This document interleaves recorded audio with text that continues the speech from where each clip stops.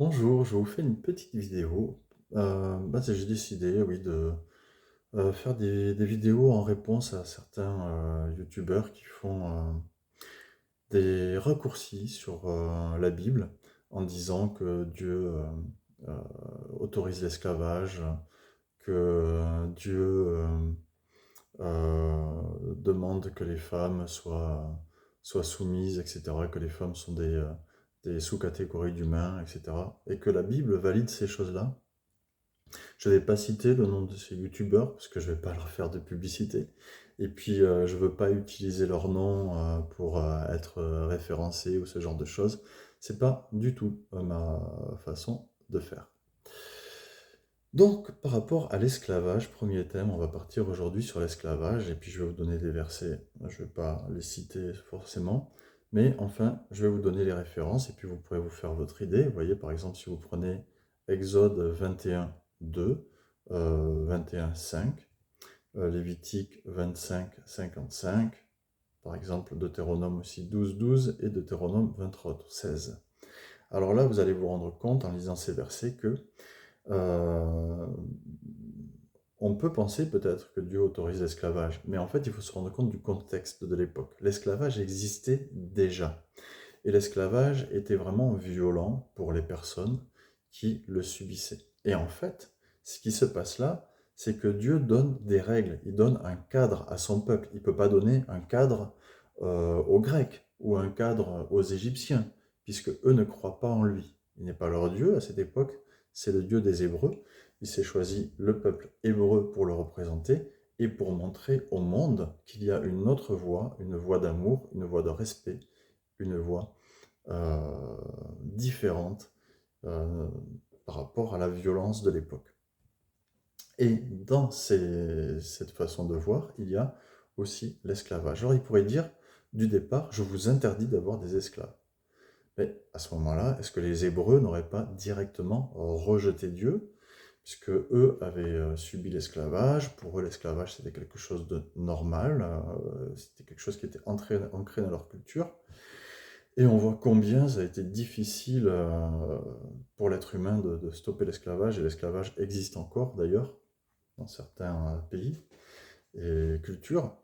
Donc, oui, Dieu a choisi une autre voie, il a choisi de donner un cadre et des façons de respecter les esclaves. Donc déjà, on voit que euh, pour ceux qui étaient du peuple, si quelqu'un avait une dette, il pouvait décider de devenir esclave d'une personne, mais c'était pour un temps de 7 ans uniquement. Et au bout de 7 ans, que sa dette soit épongée ou pas, il devait être libéré. Euh, Si c'était une femme et que cette femme avait été épousée par son maître, à ce moment-là, elle devenait une épouse et non plus une esclave. Et donc là, c'était les lois maritales qui s'appliquaient désormais à sa nouvelle relation. Maintenant, un esclave donc quelqu'un qui s'était vendu de lui-même pour rembourser une dette, eh bien, qui voulait rester au service de son maître parce qu'il aimait son maître, eh bien, il faisait un choix et puis ils faisaient une petite cérémonie entre eux où on faisait poinçonner l'oreille. Et donc là, la personne restait au service de son maître parce qu'elle aimait son maître. C'est-à-dire que le gars était super bien traité. Il y a même des cas, on sait dans l'histoire, où les esclaves pouvaient posséder des terres et des maisons. Ce n'est pas le cas dans tous les pays du monde, hein, ni dans toutes les cultures. Et il y avait aussi le cas des esclaves de guerre, des personnes qui étaient prises alors qu'ils faisaient partie d'un autre peuple. Ils avaient attaqué Israël ou c'était Israël qui les avait attaqués pour certaines raisons. Et bien dans ce cas-là, là aussi, il y avait des règles qu'il fallait respecter. Par exemple, dans une culture perse ou autre, hein, admettons, eh bien, une femme qui était prise, il n'y a qu'à voir le Coran par exemple, hein, une femme qui était prise en esclavage, une prise de guerre, tout de suite, elle pouvait être violée immédiatement, les personnes pouvaient en faire ce qu'elles voulaient. Alors que, bibliquement, non. il y a des lois qui font que voilà, Dieu a demandé à son peuple de laisser à la personne un mois de deuil. Elle pouvait aussi se raser la tête, enfin, voilà, faire tout le deuil qu'elle avait à faire, selon la tradition de son époque et de sa culture, de façon, en fait, à ce que ça donne aussi aux soldats israéliens le temps de réfléchir. Est-ce que je veux vraiment euh, épouser cette femme? Parce que s'il la prend comme esclave, euh, eh bien, il va devoir l'épouser, en fait. Il va devoir l'épouser.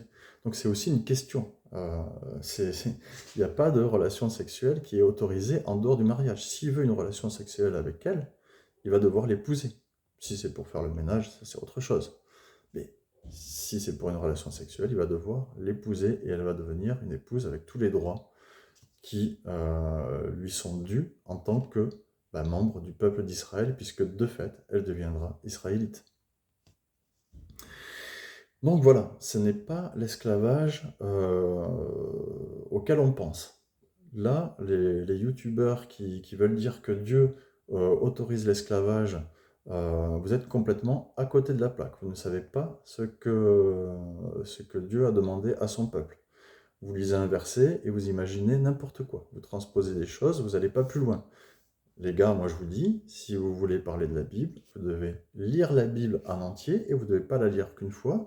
Et vous devez la lire avec des Bibles avec commentaires et des livres, des Bibles historiques aussi, hein, comme moi, par exemple j'ai la Bible historique, donc dans laquelle il y a beaucoup de recherches d'historiens et d'archéologues, etc., de personnes qui ont réfléchi, qui connaissent la culture de l'époque, etc., et qui savent vous dire de quoi on parle. Vous ne savez pas de quoi vous parlez et vous ouvrez la bouche. Voilà. Et le problème, c'est que vous prenez en direct live, puisque vous faites des streams, etc., vous prenez en direct live des chrétiens qui ne connaissent la Bible ni d'Ève ni d'Adam, je dirais, des chrétiens du dimanche, je l'ai vu dans certaines de vos vidéos, qui avouent ne pas connaître les textes, quoi. Mais au moins, si vous voulez faire des vidéos sérieuses et avoir une réflexion sérieuse avec quelqu'un en face qui vous donnera des explications sérieuses, à moins que vous vouliez faire juste le buzz, hein, que vous n'en avez rien à foutre et que vous soyez dans une démarche qui est complètement fausse par rapport à ce que vous annoncez. Parce que vous annoncez une démarche qui est de faire réfléchir les gens sur leurs croyances, mais en fait, c'est pas du tout ça. Vous prenez au piège des personnes qui ne connaissent pas, qui n'ont pas de connaissances, et vous leur dites, voilà, vous leur donnez des faux arguments, donc votre démarche est complètement fausse, c'est un mensonge, et voilà, vous êtes là uniquement pour faire du buzz et non pas pour faire du bien, comme vous le prétendez. Donc vous êtes des gens faux. Ou alors, vous n'avez pas assez réfléchi et ça peut se comprendre et ça peut se pardonner. Mais maintenant, vous savez, donc réfléchissez, apprenez la Bible, apprenez à la comprendre, apprenez le contexte de l'époque et à ce moment-là, on pourra parler. Et si vous voulez vraiment parler avec des gens qui ont la culture nécessaire pour avoir un vrai dialogue sur ces choses-là, ben, vous avez des pasteurs qui sont très connus sur Internet, comme vous pouvez essayer de contacter David Terry, les pasteurs Buis de l'église d'Agen, vous pouvez essayer de contacter Nathan Lambert aussi. Je sais pas, je vous donne des noms comme ça, hein, peut-être qu'ils n'auront pas le temps, j'en sais rien. Je n'ai pas validé avec eux, je ne les connais pas personnellement. À part Monsieur Buis avec qui j'ai discuté quelques fois. Mais sinon, oui, vous pouvez chercher des gens sérieux qui ont fait des études et qui sauront vous répondre. Et avec qui vous pourrez échanger sérieusement. Alors après, il y a aussi, par exemple, c'est un autre sujet, mais par exemple, le sujet du mariage, euh, Jésus dira à des gens qui l'interrogent, mais Moïse vous a permis, à cause de votre dureté de cœur, de divorcer. Il vous a permis cette loi à cause de votre dureté de cœur. Ce qui veut dire que dans l'Ancien Testament, il y a des lois qui sont données comme si c'était Dieu qui les avait données, mais en fait c'est Moïse qui les a données. Ce n'est pas Dieu. Donc le texte dit Dieu dit, parce que c'est Moïse qui a écrit, parce qu'attention, la Bible ce n'est pas le Coran. La Bible, contrairement au Coran, le Coran, c'est la parole de Dieu, indiscutable. C'est Dieu qui a dit, c'est Dieu qui a écrit, et c'est Dieu qui a donné le Coran, je crois, pour l'intermédiaire de l'archange Djibril, de l'ange Djibril, je ne sais plus. Enfin, bon, bref, qui l'a donné directement à Mahomet. Ça, c'est ce qui est dit. Bon, ben maintenant, la Bible, ce n'est pas du tout ça. C'est l'Esprit Saint qui inspire un écrivain humain qui écrit et puis qui décide d'écrire, voilà, c'est un petit peu ce qu'il veut, s'il veut suivre ou autre chose. Voilà. Par exemple, il y en a un qui écrit Heureux celui, à propos de Babylone, heureux celui qui écrase tes enfants sur le roc. Ben ça, c'est pas Dieu qui inspire ça, mais c'est le cœur de la personne qui s'exprime parce qu'elle est en souffrance. Et donc il va dire ça, il va pas le faire, mais il peut le dire et Dieu peut l'entendre. Voilà, Dieu peut l'entendre, mais il vaut mieux le dire que de le faire. Parce que le faire, c'est horrible en fait. Et donc voilà, donc ce qui veut dire que même ces histoires sur l'esclavage, ça peut être des choses que Moïse a décidées, mais qui ne sont pas la volonté de Dieu, mais que Moïse a permis comme ça. Mais personnellement, je pense que Dieu a donné ses lois à Moïse de façon à adoucir la pratique de l'esclavage par rapport aux autres nations, de façon à ce qu'on puisse voir que Israël est différent, que Israël a un Dieu qui mène vers une autre direction. Et cette autre direction, d'ailleurs, on va la voir quand on va aller plus loin. Par exemple, dans Matthieu, je vais essayer de retrouver ça.